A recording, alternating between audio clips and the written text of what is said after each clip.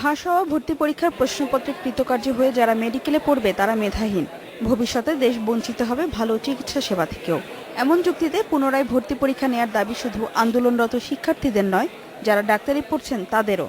যারা চুরি করে ফার্স্টে ঢুকছে একটা মেডিকেল কলেজে, তারা কিভাবে মানুষের সেবা করবে? কেন্দ্রীয় শহীদ মিনারে টানা 9 দিন অবস্থান নেওয়া শিক্ষার্থীরা মিছিল নিয়ে টিএসসি রাজু ভাস্কর্যের সামনে আসে।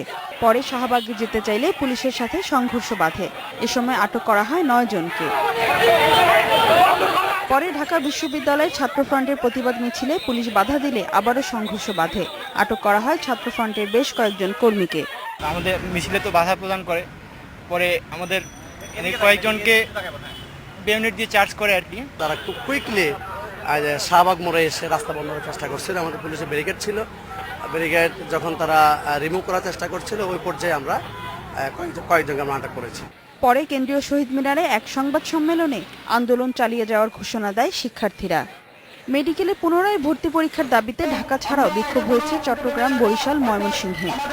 এদিকে শিক্ষামন্ত্রী নুরুল ইসলাম নাহিদ জানান, মেডিকেল ভর্তি পরীক্ষার বিষয়ে অভিযোগ খতিয়ে দেখবে স্বাস্থ্য মন্ত্রণালয়। প্রশ্নপত্র ফাঁস করার সাথে, অনিয়ম করার সাথে যে শিক্ষকই জড়িত হবেন তিনি শিক্ষক না, তিনি শিক্ষকের কুলাঙ্গার, তার বিরুদ্ধে আইনি সব ব্যবস্থা নেওয়া হবে। ফারজানা শোভা, ইন্ডিপেন্ডেন্ট নিউজ, ঢাকা।